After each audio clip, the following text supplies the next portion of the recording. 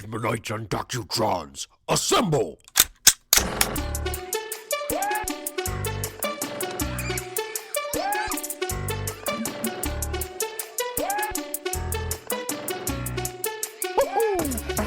Okay, so back in the day, I was way above the wave, man. I traded in the girls for the video games. I played so much Super Smash Bros.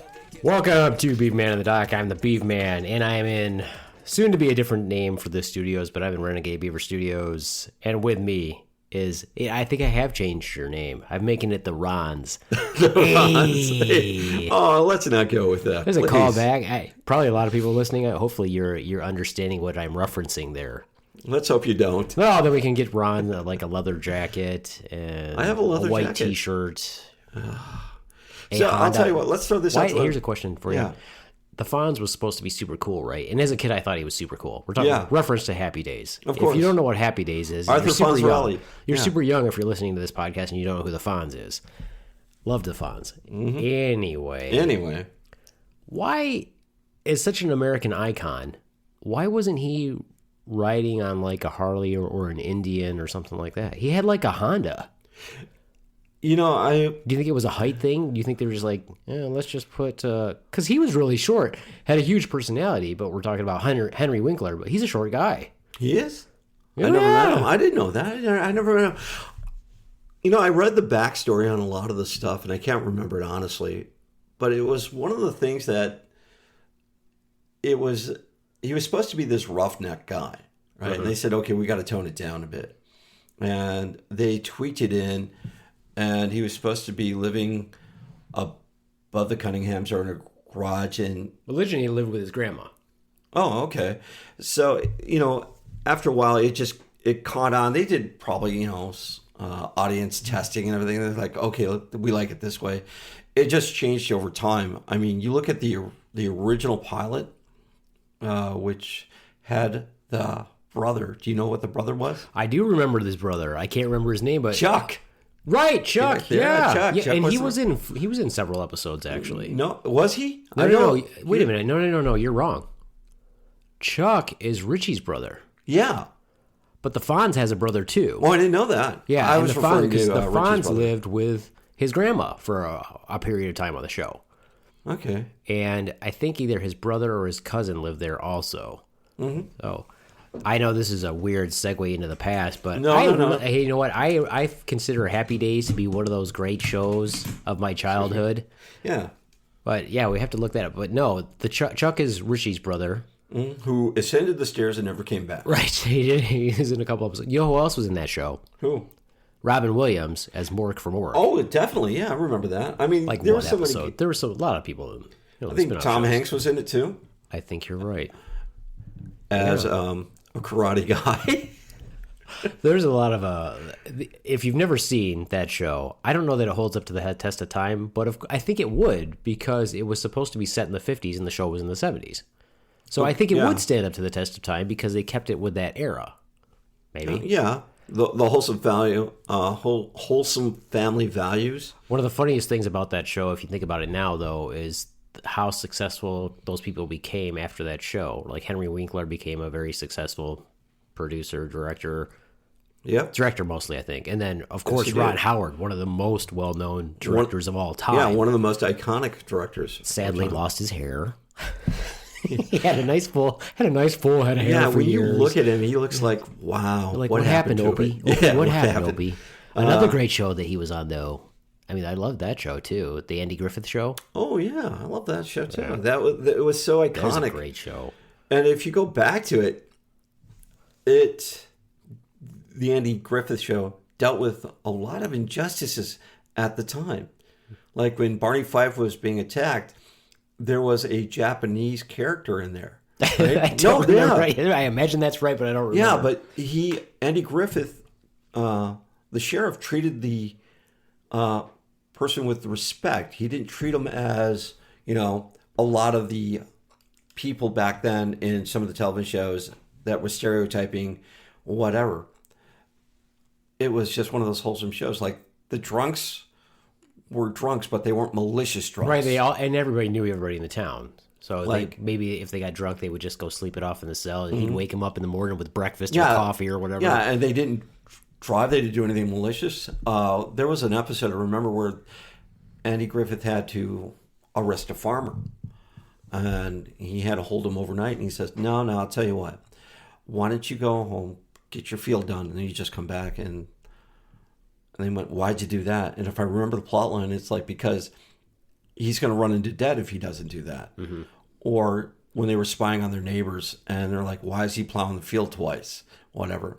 And they think he was doing something weird. And it's like, no, it turns out that his wife was going to, go into labor. So, he was trying to be the husband and be there at the same time while doing the farm. And it's like, it dealt with a lot of social issues, but it kept wholesome. Like, nowadays you can't walk down the road and go fishing.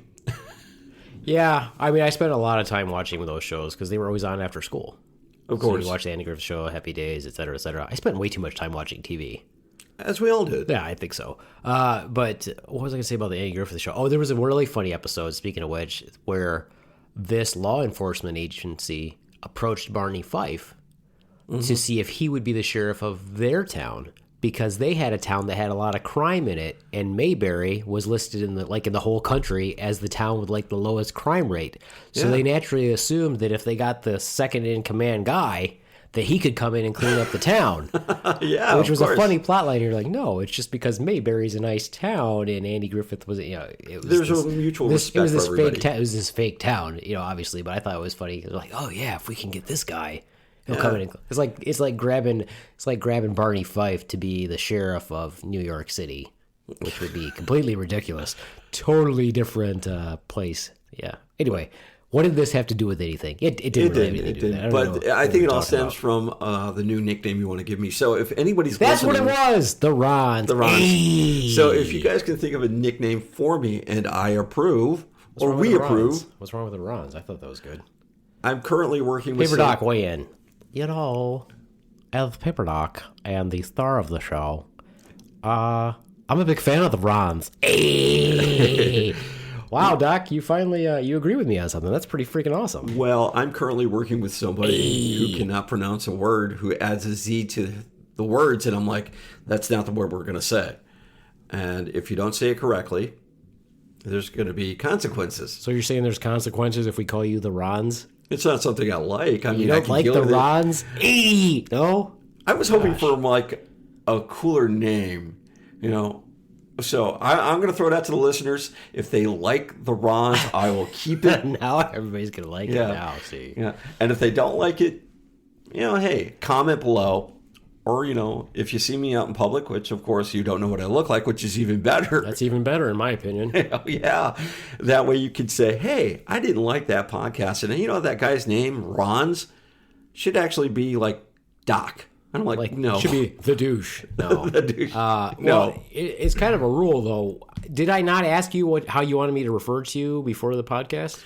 You did, and I said I didn't know because it was one of my first couple of podcasts, and I'm like, okay, as I get more comfortable with it, what name would I like? It's sort of like you get to name yourself, and this is going to stick with you as an icon. Exactly. Right? And the iconic part is, now how do I choose to make it stick and I can identify with it as something cool? Like Arnold Schwarzenegger, great actor, but what's he known as? The Terminator. Exactly, from his movie. And that's a badass name. That is a badass name. Right? So when everybody goes, it's the Terminator, he smiles, right? Right.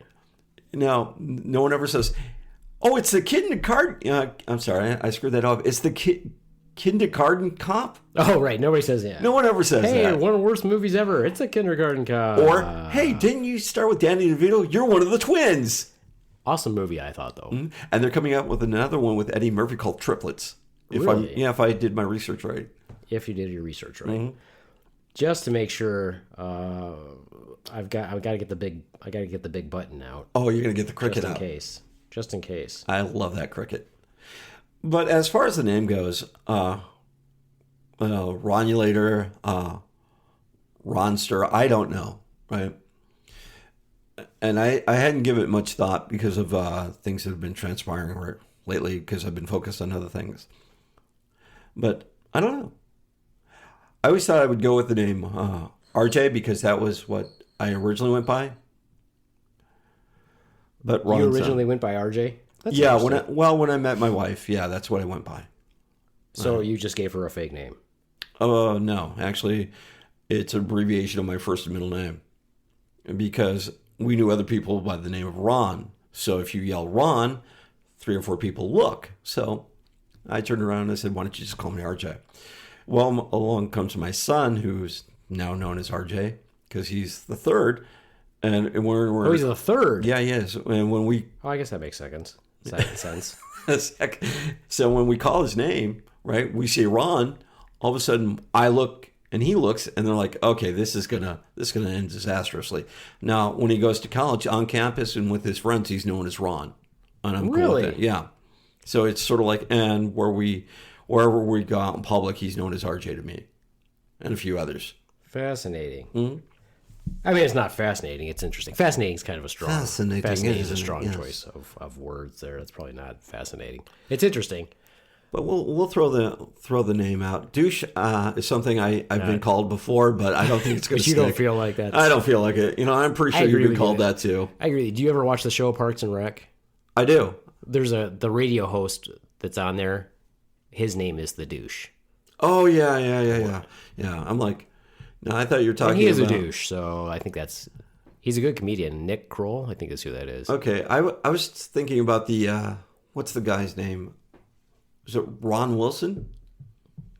He's the guy that with the bushy mustache who sits in the office like... Swanson. That's Swanson, yes. Ron Swanson. Ron Swanson. I like that character. Oh, yeah. He's a good character. He's a very good actor. That's, what is his name? He was just here. Probably people are yelling at me now. Yeah. They're like, that's his name, dumbass. Yeah. Nick something. Nick Offerman. Nick Offerman. Yeah. Right? Yeah, he was just here in this area. Really? Yeah, he did a show down at the State Theater. He looks a lot older than he actually is. I believe I'm older than he is. No, he's only like a couple years older than me.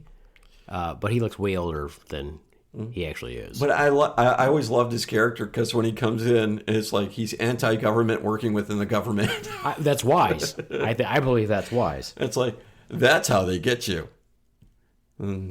But that's where it goes. So, I don't know. Whatever they think. And I've been called a lot of different names. Well, I did tell you you could say you do whatever you want to do. Mm-hmm. So. But when we rebrand, as in rebranding, I suppose you could pick whatever name you want. I'll go, you know what? I will go by whatever name that is called that day. Well, so if we come in and you sit down, we're like, hey, what's up, Mint Julep? I will go by that. Yeah. I'll be Mint Julep. That's how the Monty Python started. That name. They kept on changing their name, and they're like, unless we get this name, we're going to change our name every time we show up on set.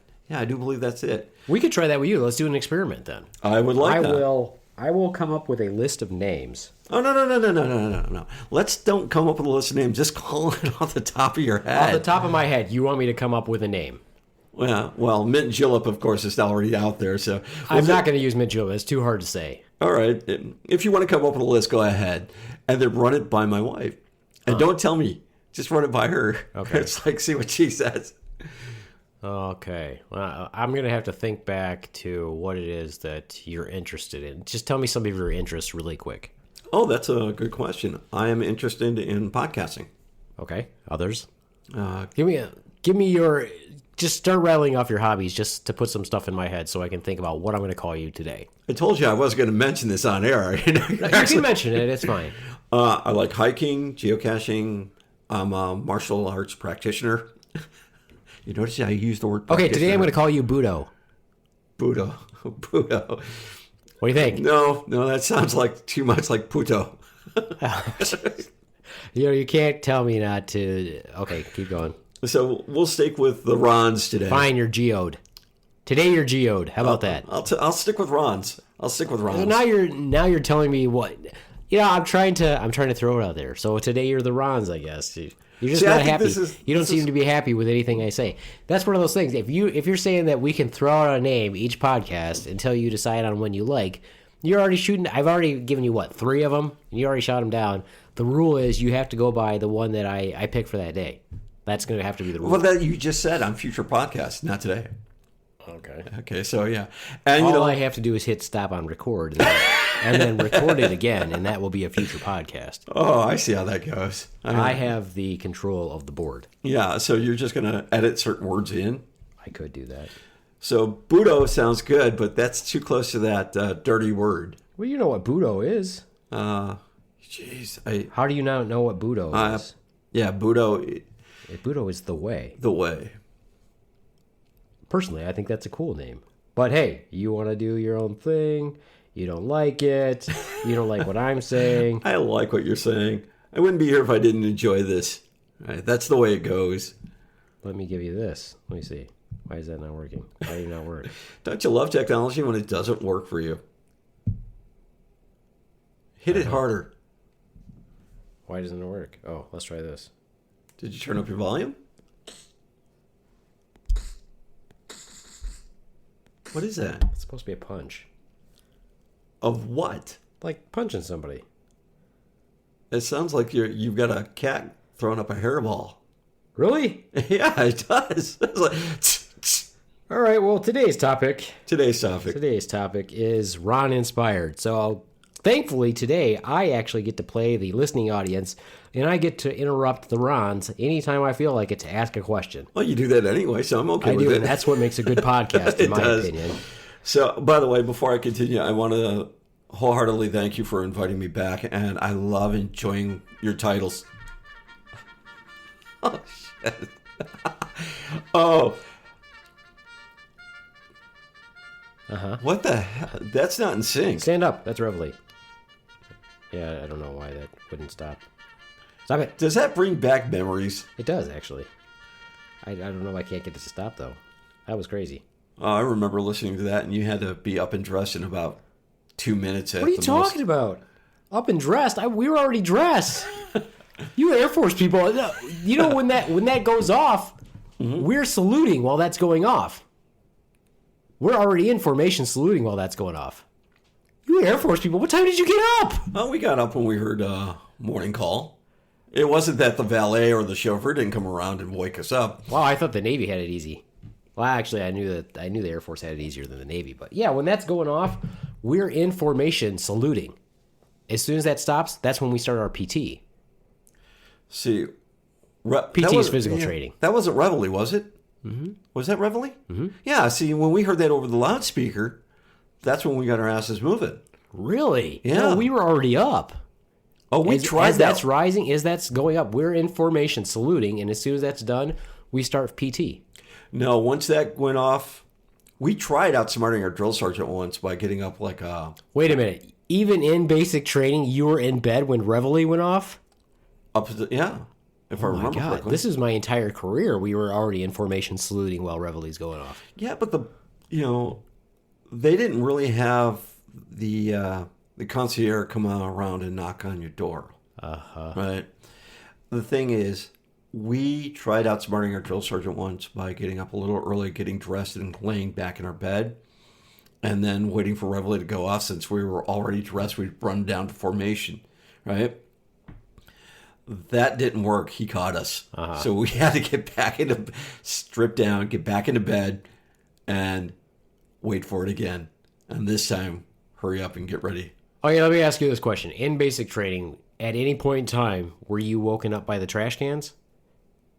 Did they have the big aluminum trash cans where they came in and were you mean the military sticks? Alarm clock? No, I don't believe we were. That never happened to you guys. No, I don't believe it did.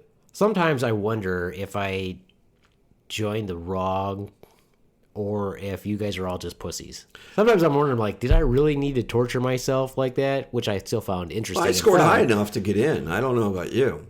Yeah, I scored high enough to get in. You don't have to score high to get into the Air Force. I don't know. You didn't get in. I did. Because I didn't apply for the Air Force. That's not my fault. Did they have the Air Force when you were around? Yes. You know, the Air Force used to be part of the Army anyway. Yeah, until we were smart enough to break off. I shouldn't say that. To all my military brothers and sisters, it's all one big happy family. And I've said this before, that military guys can joke about other military people, right? The military family in general. Right. But when an outsider does it, that's not allowed. That's not acceptable. That's not acceptable. That's not. And the Air Force isn't really the military anyway. It's just civilians wearing military clothing. Okay. And the So Army's let's just be fair. Well, let's face it, the Army's just a bunch of guys running around in the woods trying to play soldier. Well, no, we are not playing soldier. We are soldier. Everybody else there's is the trying to be us. That's how it works. Ask any Marine, they'll say the same thing. Everybody's just trying to be us. It just doesn't happen. Well, I don't know how the Navy fits in that because they can't. Well, the Navy, I really just want Doc sometime to come in his little sailor hat. But he insists that he burned it. But I would love to see the little sailor hat. Little, cocked jauntily on his head. That would be hilarious. No, I still have. Though he has a big head, so I don't know how. It might look like a tiny little, like a little nub on the top of the dome. I still have one of my old camouflage uniforms, BDUs as they call them. Sure. And it's still got my rank on it and my patches and stuff like that. Mm-hmm. And I, every time I think, I'm going to just strip it and just throw it away because it's mothed and it's just riddled with holes. But it's sort of like that nostalgia. I was like, why do you hang on to it? And no particular reason other than to just hang on to it. Yeah. I don't think mine's ever going to get all messed up like that because we starched ours so much that I think that pretty much the starch repels all that. I don't think I could fit into my old uniforms. Oh, I can. Right? I can fit into mine. Actually, mine are too big, I think. Mine, when I got out of the military, I got a job and I was a mold setter, a die setter, right? A mold tech. So I went from this kind of skinny guy to all of a sudden my chest blew out, my arms got big, right? And that's, I'll put on some of my old shirts. I'm like, why doesn't this fit anymore? I'm like, okay, there's the reason why. Right. I like having those patches though, right? Because I have a rare patch. I have from the 32nd Tactical Fighter Squadron. A shout out to the Wolfhounds. Yeah, hey, it was a patch that was designed by Walt Disney. Very cool. Yeah, and it was one of the very few patches in existence at the time that had another country's crown on it. Right? It was, I think, the House of Orange. And if you look it up, the 32nd Tactical Fighter Squadron out of Soesterberg Air Base, Netherlands, or known as Camp New Amsterdam, that's where it came from. So it was pretty cool. That is cool. Right? A little bit of interesting. Yeah. When I got there, paraphernalia or memorabilia, not paraphernalia, memorabilia. Yeah. When I got there, they had F-15s, and then because they transitioned from the F-4 Phantoms, I do believe. Now I've kind of dumped the military jargon behind it and all that, but it was pretty cool. Plus it changes. Some of the stuff you're not going to remember. At least the jets change probably less frequently than everything else, don't you think? Yeah, but when I got there, it was like they gave me a couple patches, and they said, these are the only patches you're going to get. So you hang on to these. And I noticed that everybody had Velcro on their uniforms, and it's so they could take the patch off and apply it to the other one. No, they didn't have Velcro. They did not have Velcro on their uniforms. Yeah. No, they didn't. Yes, they did. No, they did not. Yes, they did. They didn't. They did. They did not. They did so. They sure didn't. You were only assigned so many of those Wolfhound patches, and there was no Velcro on your uniform. I could show you. There wasn't. I'm telling you there wasn't. And every Army person of my era, and probably before that, and maybe a little bit after that, that's not Air Force, is yelling at you right now saying that you did not have Velcro on your uniform. All right. You had hook pile tape on your uniform. Okay. Wow, this is a flashback from last night. This really is. What happened last night? Somebody told you were wrong about some sort of military term? No. For example, do you know what we call it 100-mile-an-hour tape, right? You remember 100-mile-an-hour tape? No, I'm not familiar. You don't know what 100-mile-an-hour tape is? This is like blinker fluid. No. 100-mile-an-hour tape is the slang term for the military's green duct tape. It looks like duct tape, right? Okay. If you ask an Army person back in my day, and probably even now, how can you fix something? What do you need to fix something? Like, all I need is 100-mile-an-hour tape, 550 cord, a knife, and a lighter, and I can fix pretty much anything. Makes sense. Okay. I've never heard it called by that. It is not really a 100-mile-an-hour tape. It's 2-inch pressure-sensitive tape. Everything has a name. Oh, I agree with 100-mile-an-hour tape is a slang term, but everybody knows what you're talking about. And the reason why it's called 100-mile-an-hour tape, according to legend, is because in Vietnam, when the helicopters would get shot up, they would put tape over the holes, and it would stay on up to 100 miles an hour. So they called it 100-mile-an-hour tape instead of calling it 2-inch pressure-sensitive tape. Why don't they just call it duct tape? I believe that is a copyrighted term. Ah, Fair Because enough. even when you go to buy duct tape, it has to be, duct tape. And some people call it duct tape, but it's duct tape. This is a very important part of the Beav Man and the Doc show, where we talk about nomenclatures of different things that are completely meaningless. Okay, explain what the word nomenclature means, because I just went, huh? Nomenclature is the technical classification of something. So the nomenclature for your watch, however, would be this.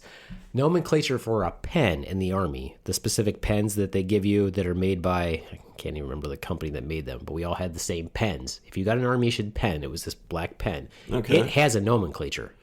In other words, it's, whatever number this is, and this means that pen.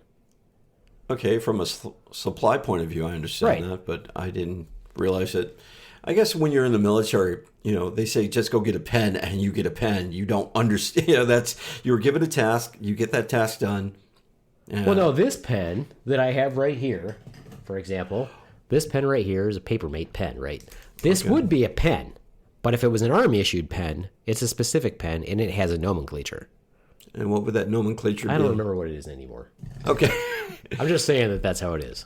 So the new word for today is nomenclature. Nomenclature. Nomenclature, right? But you notice if after you say a same word over and over again, it starts to lose its meaning and it doesn't sound like a word anymore. Like you said nomenclature. Sort of like obsequious, which means to kiss ass. And I got that word used on me. They said, Ron, don't be so obsequious. And I looked at them like, Who said that? long time ago, actually. Sometimes there's a disadvantage to hanging around with people that are really smart. Well, I said, what is that? It means to kiss ass. So I'm like, okay, that tells me I'm kissing ass, right? So I said, I will quit being so obsequious. And at that point, I have learned a new word. So I didn't realize that. Nomenclature, obsequious, all that fun stuff. So here it is. Yeah. Okay. Skillcraft is who made the pen. Which is okay. really funny. It says if you're in the U.S. government, if you're in the military, Skillcraft U.S. government pens. It's turning 50, by the way, y'all.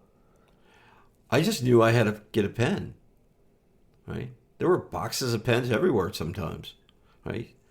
And if you didn't have a pen, you always had a pencil on you.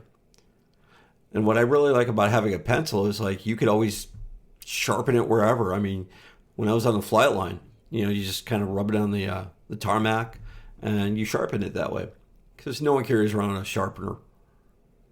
So what you looking up now? Well, I'm just looking to see what the nomenclature for the pen was. You're really fixated on that pen.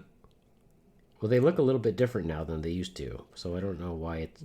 Now, weren't they the it's same as slightly bank the teller same. pens? Huh? Weren't they the same as bank teller pens back in the day? Well, this is the pen itself. I don't know what the nomenclature is. So if anybody knows what the nomenclature of the U.S. Okay, yeah, I military remember pen that. is, it's the same pen. Everybody uses it, and it has a number. Well, I got to say this much: not everybody used the same pen, right? Well, of course In the not. military. We all had different pens. I'm just saying it had a number. He's fixated on those numbers, people. If anybody out there knows that, please let us know. Yeah, because it's going to drive me crazy now. Is that a short ride? Yes. Okay, fair enough. So, on today's topic, it was please, about on to today's topic. the gray man theory. We're going to segue into that. And can you really be invisible in today's society? No. So, why is that? Why is that? Because we are... Here's a scary topic for you that I want you...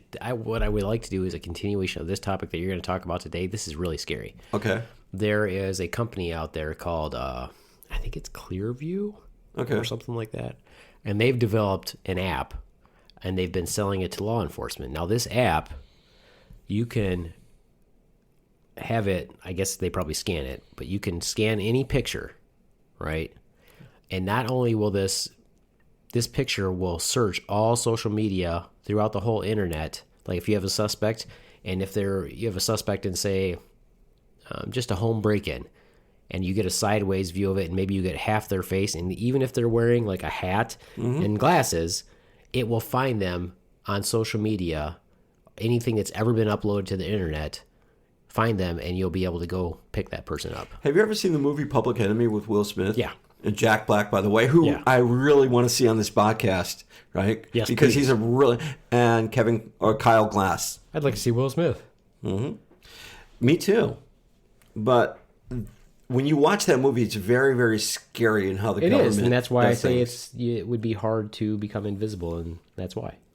Too much social media, too much presence on the internet. But can you really take that social media away? I guess not, because even if you close your account with Facebook, anything that you've ever uploaded to it is still there, because anything that you upload to Facebook is their property.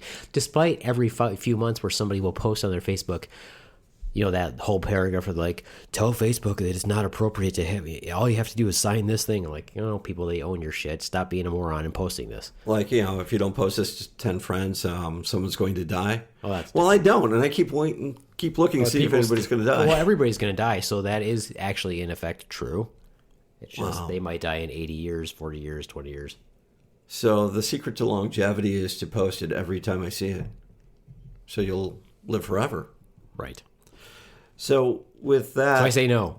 Okay, say no. I like that. So when you're out there out and about, once again, yes, you have social media. That's your realm that people are going to look at, but can you drop out of it? And I think you can, but it's how you do it. Right? One, you can cover your face up. I mean, there are ways to defeat that. I mean, with makeup, of course, if you've seen where people will half their face is somewhat black with like a triangle or something, or they're obscure. You think that will disrupt the digital pattern on their face? It could. Now, I'm not saying it won't, but I think it could to a point. The other thing is, when you look at how to blend in, we've been doing it for centuries now. That's what we call spies, right? Right. Because they go in and out. And then could you effectively move into one crowd versus another and be invisible? Well, I know that when I go anywhere, no one gives a shit that I'm there, so I guess technically I could. How do you handle yourself then? What do you mean? Well, when you walk into a crowd, right, how are you dressed? What's your mannerisms like, right? How do you handle yourself? Well, I don't know that I'm invisible as so much that people probably look at me and feel like I'm not approachable. There you go. You're blending in. Right. So what else doesn't stick out about you? What doesn't stick out about me? I'm not particularly interesting. I don't really make much noise. And that's I dress pretty much like, I don't know. And that's some of the tenets of being a gray man. That really is. It's when you walk in, you don't wear bright colors. You don't draw attention to yourself. So when you go from place to place, how do you blend in? And now once you're in, how do you move without being seen? It's almost like the old ninja movies, right? Can you move stealth within a society? I mean, you're not really out there. I mean, you're on social media like I am, right? But within the confines of our own friends and our own groups, beyond that, could we break out of that norm and walk among the people without being noticed? Well, clearly I'm not even trying, and I walk among people and I'm not noticed. Well, with your I job, almost feel like that if I walked among people with the attempt of not being noticed, that I would get noticed. And that's one of the things that does happen. How do you become unnoticeable without being noticed? I think I've already accomplished the not becoming noticeable. But But- I'll give you an example.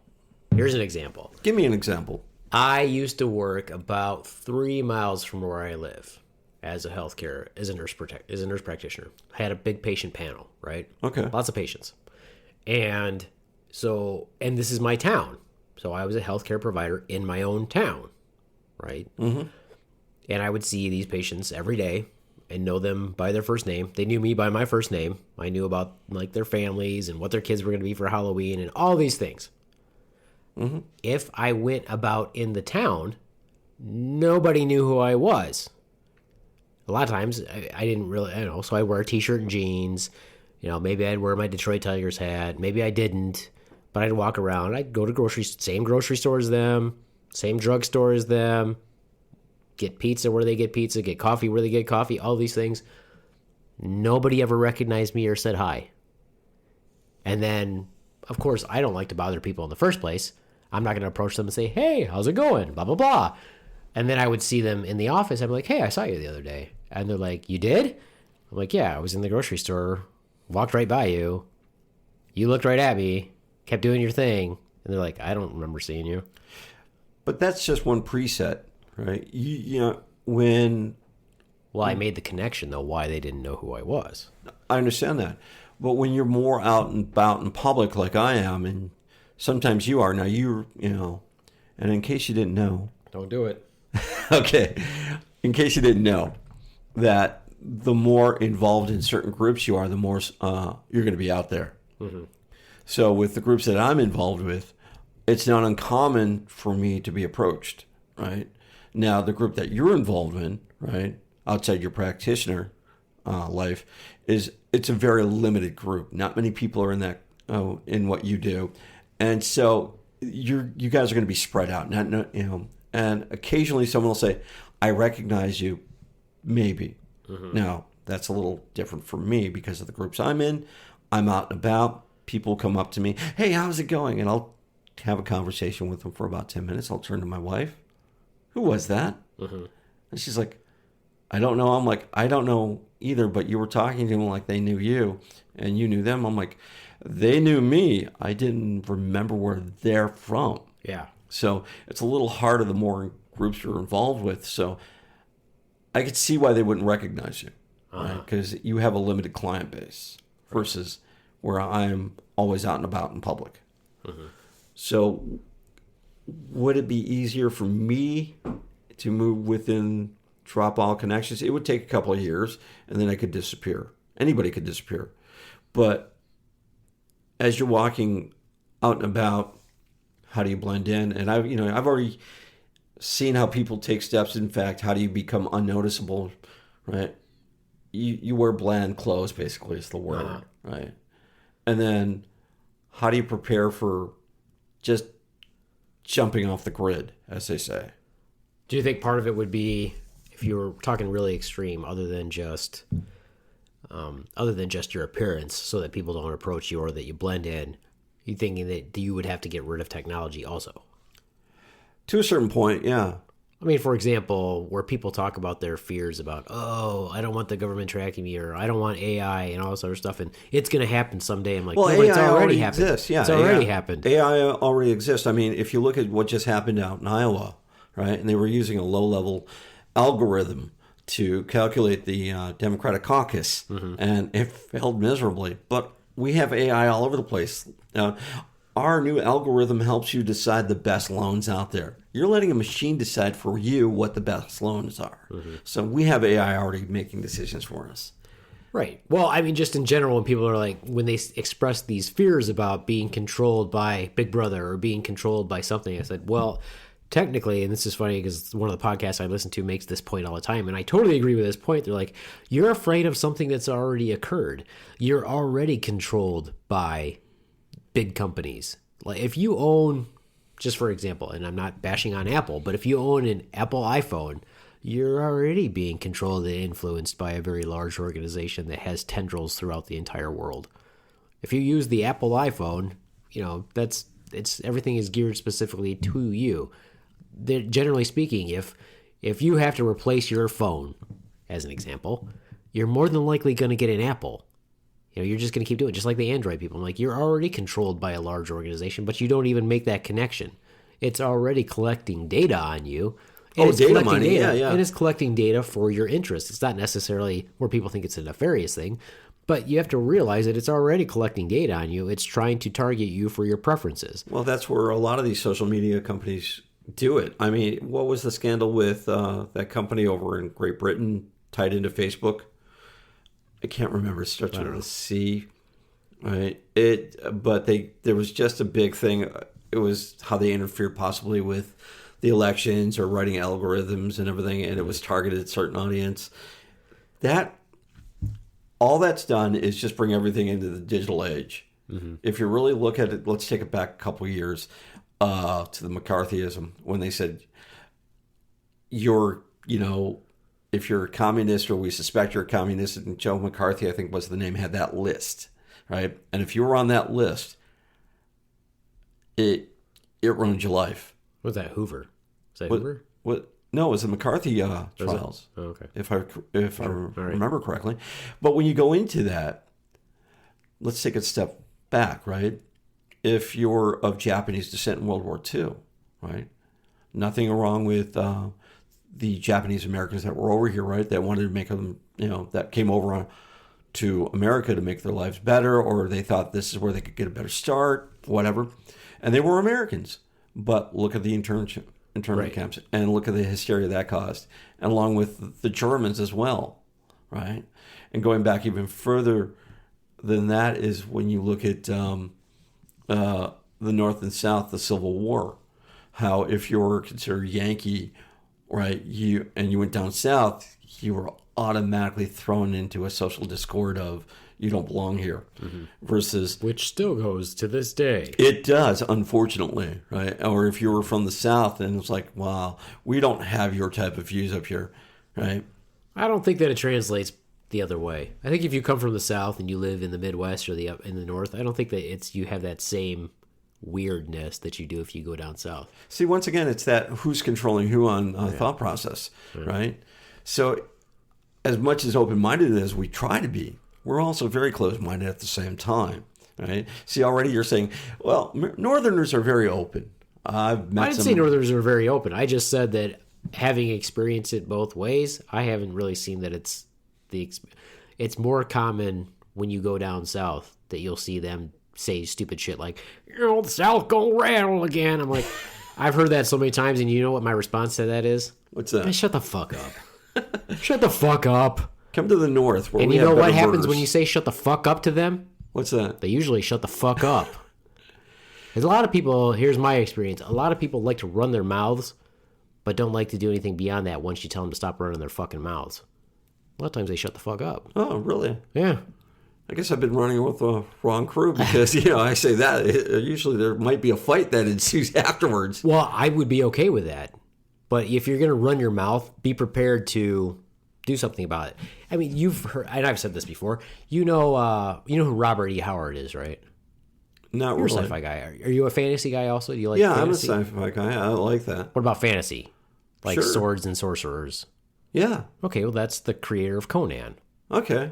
And there's a famous quote in his book about Conan says, and it's, was it civilized man? Basically, I'm paraphrasing. He says something like basically, civilized man thinks he can run his mouth because he has no fear of somebody shoving a battle axe in his head. Yeah. And that's true. People think that they can run their mouths until they can't run their mouth. Because someday you're going to run your mouth to the wrong person. And they're like, okay, I'm not civilized. I'm not going to let you run your mouth to me. I'm going to fucking punch you in the throat. That makes sense. And this is why I also firmly believe that the world is a better place if everyone has had their ass whooped at least once. Okay. For example, I'll use my older brother, whom I love very much. He's never been in an actual fight. So he still runs his mouth at his age because nobody's ever just fucking knocked him the fuck out for running his mouth. And the sad thing is that someday, even though he's 50 years old, he's almost 50 years old, someday he will run his mouth to the wrong person and they will just punch him and lay him the fuck out. Because once you've done it so long for so many years, without the expectation that you're going to have any repercussions for what you do, someday it's going to catch up to you. Mm-hmm. Sad but true. I, on the other hand, have had my ass beat more than one time, but I don't have a problem with running my mouth because I'm fully expected that if you're going to run your mouth to me and I'm going to run my mouth back, that means that you have agreed by an unwritten contract that it's okay for me to lay you the fuck out. Well, with that said, though, what about misinterpretation or taking out of context? Well, and now that just you can recently say, happened to but me. it's fair to warn them, though, right? I can say to them, okay, this is how I perceive what you just said. This is how I take what you just said. Now, you can change my mind, or I can agree to tell you I'm more than happy to beat the fuck out of you. Okay, I agree with that to a point. However, when they don't confront you and say, this is why I'm upset, so you have to hear it from a second or third party, then where do you go from there? Right? It's like, and I won't mention it, but But that's not confrontational, though. it is confrontational. But I'm talking about like face-to-face confrontational. For example, here's a good example. I was dropping off a family member, all right? All right. And I was getting ready to pull out of that area onto the main road. And this car comes in and like almost hits me. and makes gestures at me and flipping me off and all this other stuff. You? Never. Yeah. And they go and park their car. I'm like, oh, so this is another time where somebody thinks that they can do whatever they want without having any repercussions. So what did I do? I turned around, parked my car, got out of the car, and confronted the person. I said, do you have a fucking problem? You're going to make those gestures because you assume that nobody's going to do anything to you by doing it. I'm like, I'm more than happy to beat the fuck out of you. And of course, what did they do? They're like, oh no, calm down. You need to calm down and walk away. I'm like, yeah, don't do things to somebody because you think that there's no repercussions for what you do. But at what point do we break civilized society? See, that's the other thing. I agree with that on that primitive thinking level. Oh, you just call me primitive. No, I said primitive thinking level. I didn't call you primitive, right? But again, to me, it's why do people think that they can treat other people like garbage without any repercussions? It's just the same when you talk to somebody on the phone and they treat you like shit on the phone because you're not face to face. You know what I tell people when they treat you like shit on the phone? What's that? Would you talk to me that way if we were face to face? Okay, that's a valid point, but when you deal with telemarketers, what do you do? Really? Right, I'm just saying. Do you need a car warranty? I'm just saying, though, in general, why do people feel like it's not me being a primitive bully? It's me saying, I don't think your behavior is acceptable. Do you think your behavior is acceptable? And if you believe that what you're doing is acceptable, then you should be willing to pay the price for me not believing that it is. I'm giving you an opportunity. Okay. But on that note, when people think they can get away with it, like I just recently was almost in an accident. Some person backed out, I backed out, and I don't like parking my car in between two big trucks. Mm-hmm. Now, it doesn't always happen like that. You know, I'll park as far away as I can from the main store. I don't mind a walk. Yeah. But when you do, all of a sudden you can't see backing out. And I parked in a very bad spot where people were just not paying attention. And I backed out, and now all of a sudden I hear someone saying, stop, stop, stop. And I missed this lady that was backing out at the same time I was, managed to miss my car by the length of what we're sitting. Mm-hmm. And that's pretty damn close. Sure. And she got out. She didn't realize that we'd missed it. I'm like, she's swearing at me and everything. And I'm like, why the hell are you parked in a handicap zone anyway? Right? You don't even have that. Learn to drive. And she's yelling at me. I'm yelling at her. And then I drive off. And my son decides to take an action and flip her off. I said, no, be better than that. Be better than them. Don't do that. Mm-hmm. Right? So I thought I was holding myself accountable, right, by letting her honk her horn, let her go away. And I'm like, you know what? People are going to be idiots. Mm-hmm. Be the bigger person and let the person be the idiot, because eventually those idiots defeat themselves. Mm-hmm. Or get defeated by somebody. Yeah. Well, unfortunately, I wasn't the bigger person there, because as I went to another parking lot at another store, guess who I see pull in? Right. And this time, she gets out the handicap placard, which I didn't think she had, and puts it in her windshield. And I'm like, oh, crap. But still clearly didn't need it. Well, I did see her kind of walk with a limp. However, yeah, you know, so, but the thing is, walk with a limp. As she did her shopping, she got back in her car. Now, how do I know this? Because I was in my car while my wife and my son went shopping. And as she came back to our car, I said, isn't that the person who just cut me off and just honked their horn and we just almost had an altercation? Mm-hmm. Yeah. So I circled around the parking lot, and as she's getting into her car and she's just loading stuff into her vehicle, I forget it. And I'll forget if it was a truck or vehicle. I honked my horn as loud and several times as I could, and I waved happily to her. Mm-hmm. Like, I know who you are. Mm-hmm. Right? And then I just recently think I ran into her again, but she did not recognize me. And I thought, should I go up to you knowing that I'm almost 75% sure that you're the same woman I ran into, and confront you about your attitude when driving, because mine was no better than yours. Right. But I'm going to be held accountable. Yeah. Well, here's what I think should happen.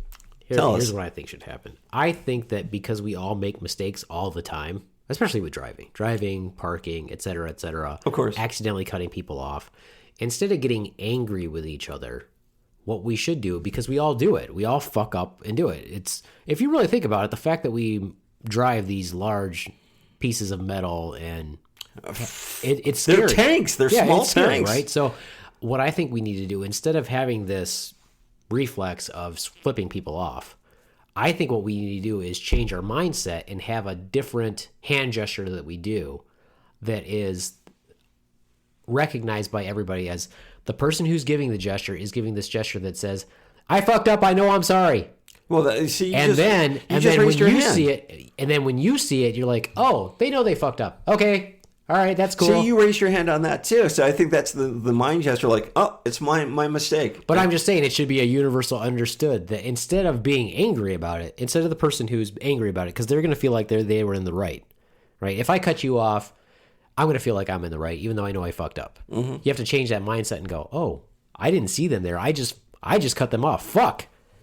Now I need to send them a gesture so that they're not mad at me. I need to send them the gesture that says, hey, I know I'm an idiot. I fucked up. I almost caused an accident. I'm sorry. Well, then you see it and you go, raised your hand. Hey. You raised your hand like that. And I've done that several times. Yeah, when but that's my I'm just mistake. saying that nobody knows that that's your gesture. I'm saying I think a lot of people know that's the gesture. If we had a gesture. gesture and a universal gesture that said, hey, we're idiots. We're sorry. And you look at it and you go, oh, okay, they know they're an idiot. I'm sorry. I think raising your hand is it. Then you wouldn't have that anger. I honestly think raising your hand is it. I really do, because a lot of people go, oh, both hands. Only one hand should come off the steering wheel, by the way, but not both. But yeah, it's been my understanding. It's like that. All right, get back on topic. You're fucking it all up. Oh, I like that. So anyway, I guess that's the other thing about being a gray man. If you screw up, raise your hand, right? But then that draws attention to you. Mm-hmm. So once again, if you're going to blend in society, raise your hand when you screw up, is your take on that. So I agree with that. So as you bring up a very good point, though. Could you live without technology, though? Mm-hmm. I mean, in this digital age, and we'll call it that, it's all around us. So could you maneuver without being recognized in that digital age? Mm-hmm. And you've already mentioned surveillance. But could you use technology without being traced? Now, I know I can, but can you? No. All right. And I know how to, but that's just me. Mm-hmm. Well, one of many people that could do it. All right. It's just not me, but I could do it. But could you live without the technology? Right. Sure. I mean, in an ideal world, that would be great. Well, that's what the Amish do, to a point. Sort of. Right? Yeah, sort of. Well, when was the last time you saw an Amish guy get pulled over for speeding? They get pulled over. I've never seen one. Drunk driving with their horse. Sure. Swerving they, in and out of traffic. What do they run a license plate on a buggy? Okay, if ideally, in an ideal situation, if you said, hey, I want to drop off the grid, or I don't want to drop completely off the grid, but I don't want to be noticeable. Okay. I think that there's enough people in this world, in this country, and even where you live locally, that are more noticeable than you are. Because they choose to be. So therefore, in a way, you already are kind of gray. Just recently, I made myself so noticeable. It's not next to impossible, but I just made it harder. Mm-hmm. I went to a city forum meeting, and they broadcasted it, and a lot of my friends saw it, right? And being involved with, like I said, a couple of nonprofits, being out in the community, I make it much more difficult for me to drop off the edge, right? Right. Well, obviously, if the more you're in the public view in some way or shape or form, or how you interact with others, obviously. The other thing is, what skill sets do you have to drop off the grid to become a gray man? Obviously, fish, hunt. Okay. Fight, fuck. So, right? I mean, well, those are very primitive skills. I agree with that. Yeah, but how do you blend in a city where you can't fish or hunt? Mm-hmm. So if you want to drop off into blending into a crowd, it's very easy. Right? I've been monitoring, I gotta say words I can pronounce. I've been watching society for the last couple of weeks, ever since I knew I wanted to talk about this topic. And there's one set of people that can move in and out in society real simple without being noticed. Really? Yeah. And who's that? Oh, it's We got a guitar. Well, that's our musical act warming up in the next room. We were going to bring them out, but we're going to run out of time here soon, so we'll probably have them on the next podcast. Guys, take 5. So anyway, it's the homeless. Where do you see these guys? Everywhere. Where do they disappear to? No one knows. Where do they come from? right? And I'm pretty sure they come from a shelter, but they also disappear back into the woods where they possibly live or whatever. These guys come in and out and they move in society, but no one knows their name. Now, if you take the time to learn about them and understand them and where they go and what blah, blah, blah about it, yeah, you can find them out. But they move really good. But they're not unnoticeable. But they are. When was the last People time notice them, but to a point, yeah. But what do they really notice about them? When was the last time you looked at their shoes? whenever I see homeless people, I check them out and see what there's, because I don't know why they're homeless. Exactly. Because a lot of times I'll look at them and go, okay, is this person homeless? Or because there's a difference, right? You notice this when you work at the VA, for example. But that's a skill set you're bringing in. Not many people have that skill set that you're bringing into the equation, right? You work with the VA, so you know that, and it's something that's because there's a good percentage of them that choose to be homeless. For example, the Veterans Administration built apartments for the homeless, and we offered to lots of them to say, hey, we can get you in to this apartment complex. And a lot of them are like, why would I want to do that? I'm like, because you're homeless.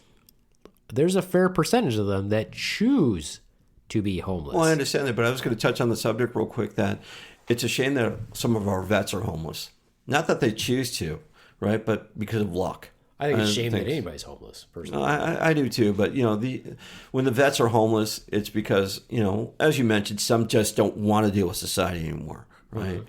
And those guys need a lot of help, right? If they can find it, right? Shout out to all the vets out there. However, if they do want it, right, it should be available to them. But the homeless people, when you notice that they wear what's given to them. Mm-hmm. And they don't wear overly bright colors. They don't wear things that'll point them out. Yeah, they got backpacks, but the backpacks are muted colors, right? Their shoes, their demeanor, they look dirty and grimy sometimes. And I'm not throwing shade at them, by the way. Believe me on that. It's that once they get that certain look, no one pays attention to them, mm-hmm. right? Unless they're on a street corner. And then everybody tries to avoid them because they don't want to be panhandled. So they've got the perfect cover for moving in and out as a gray man, right?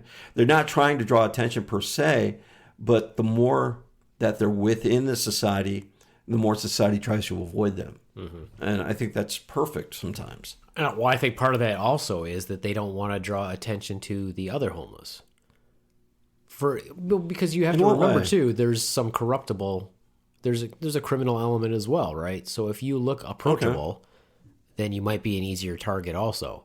You also don't want to be a target. No, so if you're clean, if you're nice and clean mm-hmm. and you look well kept and all this other stuff, there's a good chance that somebody might approach you because they think that you have money or that you have something that they don't have. That's also one of the things about being a gray man. With the blend in, right? Don't stand out too much, but don't blend in too much, right? There's that middle ground where you can be. Right. But if you notice with the homeless, once again, going back to them, right, they blend in perfectly, mm-hmm. right? But they stick out in a crowd where if the crowd is wearing nice clothes, mm-hmm. right?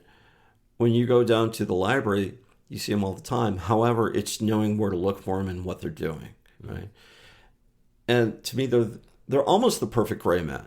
They really are, right? Now, have you ever thought about trying to walk them out in their shoes for like a couple weeks?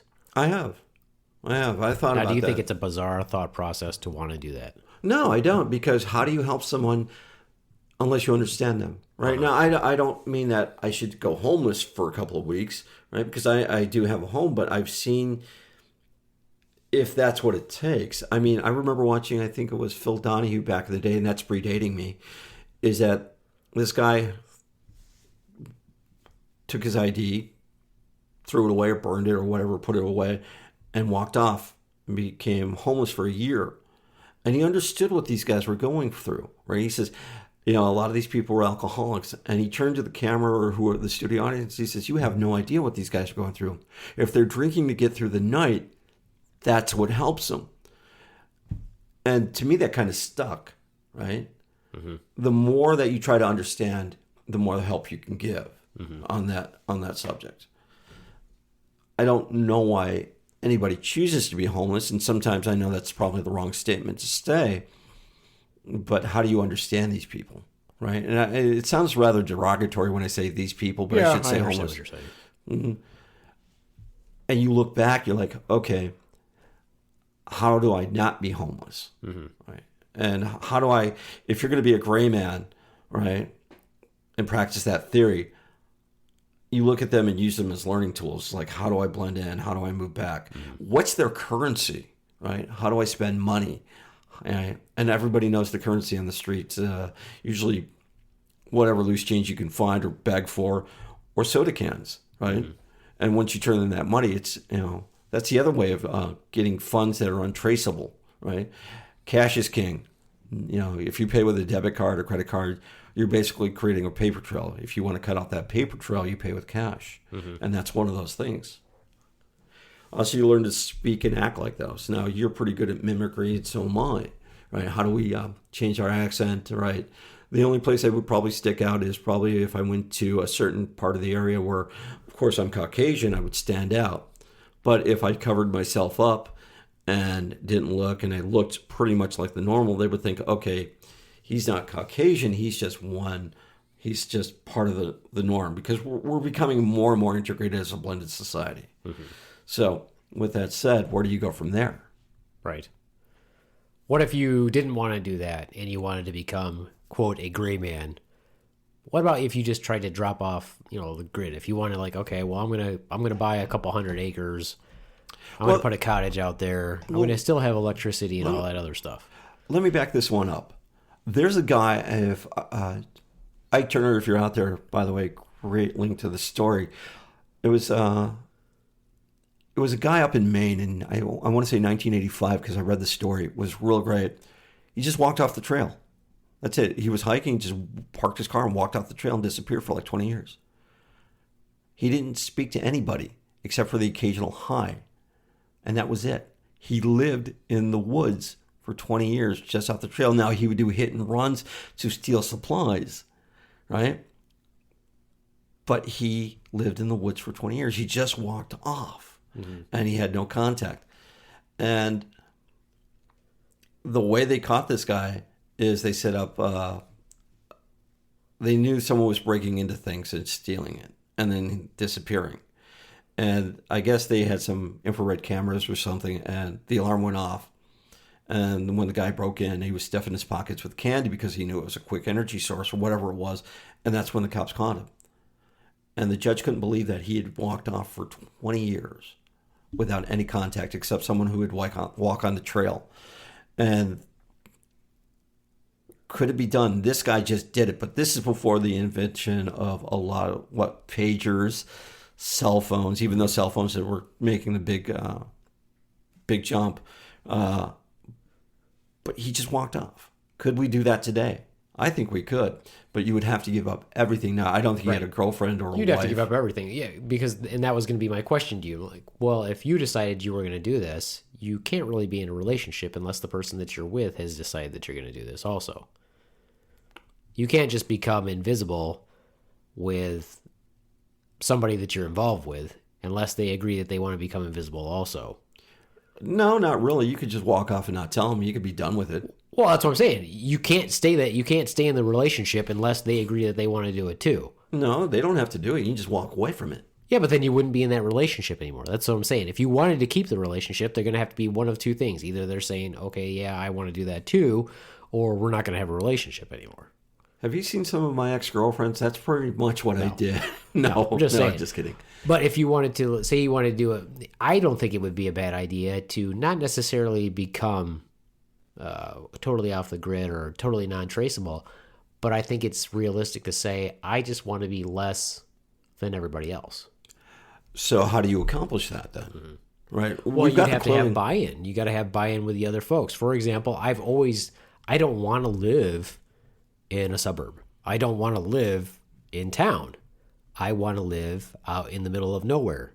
If I could live out in the middle of nowhere, and even if it was like, a half an hour or 40 minutes commute to work, as long as I'm not around other people and I'm basically secluded and I can hunt and I can fish and I can do all these things and still have a normal life outside of my seclusion, whatever, that's fine. But you still have to have buy-in. For example, would my wife want to do that? Fuck no. She'd much rather live in a suburb or a town. She doesn't want to be 40 minutes from my all wife that is the stuff. same way. She would rather be like 10 minutes from a coffee house. In fact, I posted this about on social media one day. She goes, someone made a comment about the nearest coffee place was like 20 or 30 minutes. And she goes, I think the conversation went like, oh, I understand her pain. I'm like, no, you don't. She looks at me like, what do you mean? I said, what's right down the road from us? Oh, there's a coffee place. And then right across from that, what is that? Oh, there's a coffee place. Go down 2 miles. What's down 2 miles? Oh, there's another coffee place. I said, you can't swing a dead cat from where we're at without hitting a coffee place. Right. We are dead center in town, all right, in a nice neighborhood where, guess what? You can enjoy the amenities of life. Mm-hmm. No. It's just like that. But you make these sacrifices for the person that you're with. Oh, so, yeah. For example, I would like to have the type of environment like I just said. I would like to be able to pee off my back porch in the morning. If I want to walk around outside naked, I want to be able to do that. But you can't do that around here because the choices that you've made is based on my wife. She wouldn't want to do that. She doesn't want to live out in the middle of nowhere. Well, let's take that back. You can still do that, but there are consequences of that. Yeah, you can get arrested for that. You can't just... I don't know public about arrested. Indecency. Yeah, you can get it on your own property. You can get arrested for it. That happened to Matthew McConaughey in California. He was naked in his own home and got arrested for doing it. Yeah, but he's got people stalking him. I mean, honestly, if you're looking inside and and I'm in the shower, at least tip me some money. I mean, come on, podcast equipment's not going to be cheap in the future. Oh, thankfully, it's not too bad right now. No, it's not. Well, what else would you have to do? Well, what skill sets do you have? Well, what about if you decided you want to keep technology, but if you do what like the famous people do and just keep having like burner phones? Yeah, burner phones is actually what I was going to bring up. Those are great. Okay. But even more so, you could go invisible because burner phones are bounced off of places. Cell phones, they could track you that way. And I'm not saying they couldn't track you the way I'm going to suggest. Is like if you've got a laptop and an open Wi-Fi, using Skype or a burner account on Facebook, right? You can make phone calls off the web where they can't trace it or they can ping it. Once you learn how to do that, or you can use a couple of different websites that allow you to make phone calls off the web. Once again, they'll never know where the phone call's coming from, right? And if they do, by the time they realize it, you've moved on. So you can technically, go invisible using phone calls, right? Now, if you use, like you said, your Android or Apple products, yeah, they're going to ping those, right? And they're going to use cell tower and all that tech with it. But if you use open Wi-Fi and on a cell phone, it'll just come up caller unknown. Mm-hmm. Or when I use the Hangout app, I can use it on any device that has an Android platform. I can even spoof the Android platform on a PC, right? Basically setting it up in a VM and still use it. And it'll come out of California. Huh. Am I in California? No, I'm here wherever I'm at. So I can spoof that. I can make it look where I'm at. And then as far as if I want to use technology, can they trace me on my computer? I can make it very difficult for them. Mm-hmm. I can use a couple of a Linux application I like to use called Tor and Tails. And using these, I can surf the web. I can drop messages, right? You can learn how to do messages back and forth without being caught, right? Mm-hmm. I'm not saying that NSA. So you can do all this stuff. I possibly can. I'll say possibly, yeah. But you don't know how to build a web page. I didn't say that. I've been to a lot of websites. I can do that. Right? All right. So you know what? Here's what I feel like. Here's what I feel like. Okay. I feel like that the people who know how to do it, there's two camps of people, basically, in my ignorant opinion of this. Okay. There's two camps of people that know how to do this and who could do it. Okay. One are the people that are very intelligent and possibly would do this for nefarious reasons, and so they know how to do it. The other are people who know how to do it, but really if they dropped off, nobody gives a shit. That could possibly be. For example, I'll take me. All let's right. say I wanted to do this. I'm not so well known, even locally, that it would matter if I dropped out anyway. Nobody's looking at me all the time as some sort of an influencer in any way, shape, or form. So That's where you're wrong, though. See, you left out one group of people, right? And that sounds really weird, group of people. You left out a group, and that's your friends, right? Even don't have any. yeah, you don't have any, right? I've seen your friends, right? I got a couple. I have a lot of acquaintances. I don't know that I have. Well, friends. think about and I this. don't even have a lot of acquaintances. You have more than you think, right? One, your military background. Once again, a shout out to the military. Is you have your military brothers and sisters that served with you, so you've got that extended family, those extended friends. Then you have at the dojo your friends there too, who've come to accept you for you, right? So, and I know that eventually there's going to be a black belt test, and you're like, well, John, we're going to want you to sit on the panel, so you're going to have to sit on the panel. So if you're not there, of course, they'll say, oh, he's doing other things. Now, eventually, if you don't show up, yeah, they'll forget about you. But you show up just enough to be remembered. So you will be remembered. So how do you cut you? And with that said, I notice you, right? Because I consider you a good friend. So if I don't see you for a while, I'm like, I start to do the research to find out where you are, right?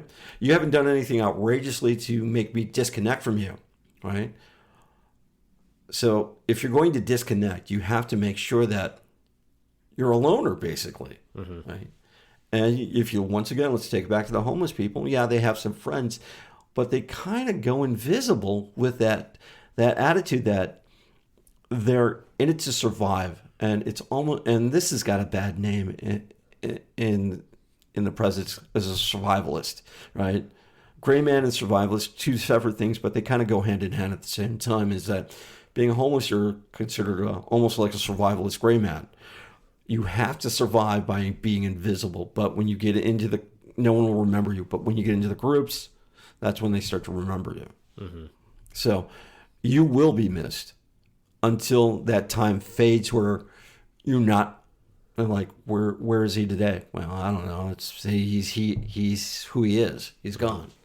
Right. So and that's, how do you become like that? Yeah, you can't go completely invisible. You can't. You could try, but you have to make sure that when you do that, you got to be so outraged that no one wants to be associated with you. Yeah. Well, for me, I'm just saying that I'm not such a monumental figure that if I didn't show up for, say, a month or two, that people would notice or care. They'd be like, oh, he's just not here anymore. That's because that's how I've set myself up inadvertently or whatever. It's the only place that I would be missed would be at work. Once again, I disagree with that. If I didn't show up at our, let's say, our hobby location, if I didn't show up there for several months, no one would really notice. I would. Well, but then I'm just saying, in general, most of the time they'd be like, oh, he's not here. Okay. And then I just don't show up for months. I ask questions, though. And it's the one person you have to watch out for that asks the questions. I do. Right. Because, once again, at the place where we do our hobby at, in case you didn't know. So the Hobby Lobby. Yeah. I ask questions because I'm really interested to seeing this place continue to grow. And I've watched your family come through, right? And it's growing there. So one of the things I also like to do is, one of the things I learned while I was in the military is empathy, right? You go through sergeant classes, NCO classes, I don't know what they're called anymore. And you learn how to connect with people, right? So you haven't given me any reason to disconnect from you, whether it's you not showing up or you do showing up, right? Now, over time, I'll just say, let's say a year you don't show up. Well, okay. And then we'll have a staff meeting or someone will say something at the place that we won't mention. Oh, we're thinking about having a party, a reunion of everybody to come back in. And once again, there jogs the mind, whatever happened to you? I'm like, I'll go on social media to find you. Or, I know who to talk to. I'm friends with his son, or whatever, right? Or I know someone that you know, and I'll say, hey, is that person still there, right? And I'm like, oh yeah, I ran into him the other day. So you have to do something really outrageous to disconnect from society. So there's always going to be that one person that knows how to connect you, right? So I don't totally agree with you. What happened there? I don't know. Yeah. That was weird. Well, I think that it would be really cool also, though, to say what would happen if you planned your own funeral. Well, that can be done too, right? Wow, did I touch something? Sounds really loud on my end. Sounds loud on your end. Yeah. Well, I'm not worried about it. Sounds echoey on my end. Yeah, it does. Okay, Well, it's still cool. recording, so I don't know what happened there. Neither do I. So anyway, it's also what type of skill sets do you take with you? Also, basic skill sets, like we said, hunting and fishing in a city environment, an urban environment, is just not going to pan out. Mm-hmm. Now, fishing will to a point. Let me put that out there, because you can go to a stream that runs through the city if you like carp. Right. If you like carp, you're good. Yeah. But, fire setting, if you know how to make a fire. Right. But you can't start a fire in a park unless you know how to make, an underground fire smokeless pit. fire. Yeah, smokeless fire, yeah. But most people don't know how to do that. Yeah, it's pretty easy to do. Yeah, for you, because you're a ranger. I wasn't a ranger. What were you? Why does everybody think I was a ranger? I was not a ranger. All listeners out there, the Beef Man was not a ranger. He was a airborne infantry paratrooper. It's not the same thing. Here I thought you were a Power Ranger. That is my mistake. I was not. You weren't the pink Power Ranger? No, I was not. Damn. But it's a skill set, right? So everybody knows the basic thing of how to set a fire, but do they know to start a fire or have a fire going for warmth without being detected? Mm-hmm. No, they don't.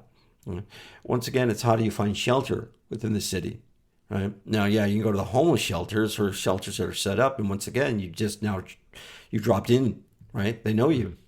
But how do you maneuver within the city and stay warm, especially this time of year? Right. It's almost difficult. So do you have that skill set to build something that's portable that you can pack up and move from city to city or location to location, which is the same damn thing, basically, and not be noticed? Right. So how do you do that? Yeah, I mean, I think it can be done, personally. I think the biggest thing that the homeless have to worry about is security of themselves. Well, it's with the gray man thing, too. As you go out, it's almost like you become paranoia of the society around you, right? Mm-hmm. You're well aware of what's going on. And as you try to become more invisible, do you become more paranoia about it, right? And that's the one thing I'm trying to avoid. That's the one thing I see. Trying to avoid becoming paranoid? Extremely, yeah. Well, we mentioned Big Brother's got surveillance on you constantly, sure. Right? Your phone tracks you, right? The toaster laughs. We all laugh. It's a big joke. So when we go in society, I mean, how do we avoid being seen when everybody's looking at you? Right. And the other skill set that you take with you is how do you speak clearly without making sounds, right? Sort of like when I came in outside the studio, the daughter woke up and it's like, I can hear your voice. And I'm like, wow, I'm so sorry, I'm loud. It's like speakers. And I'm like, okay. So how do you speak without being heard? Uh-huh. Right? Now, ASL is a really good way, but that kind of flags you as being seen. Mm-hmm.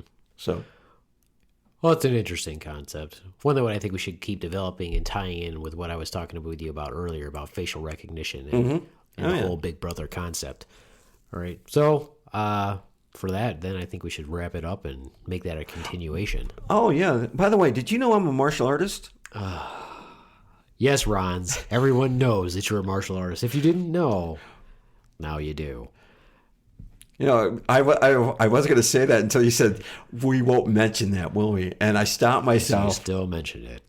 I didn't mention the Southside Dojo, which they do great work, by the way. So if you get a chance, go out there. The majority of our listeners are not even in this state, by the way. No, but see, that's another skill set that I bring to the table, right? Is knowing how to defend myself when you're out there, right? That's a skill set you bring when you're out there. As a gray man, I won't say hand-to-hand combat, but it's a skill set that you know how to protect yourself in case stuff goes down. In case you're attacked by a skunk. A skunk or rabid beaver or something like that. Something like that. So it's a skill set you bring. Not many people have that skill set. They know how to fight or flight, right? And they fight dirty, which is really a good way to fight, but not always going to win.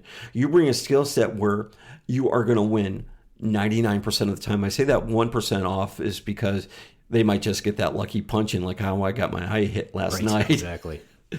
But you bring that skill set in. Don't poke people in the eye unless you mean it. Yeah. Don't rake them across the eyes unless you mean it. Oh, yeah. All right. Well, we're going to wrap this episode up then, because it's been going on for... We don't want to lose listeners because we ramble on. Well, but we're going to continue this one. That's the plan. Before we leave, we're going to say goodbye to Paper Doc. Fuck Paper Doc. Okay. All right, fine. Goodbye, Paper Doc. You know, I'd just like to say that I really wasn't included in this episode very much. And because of that, the next episode, I'm just going to host the whole thing. That is never going to happen.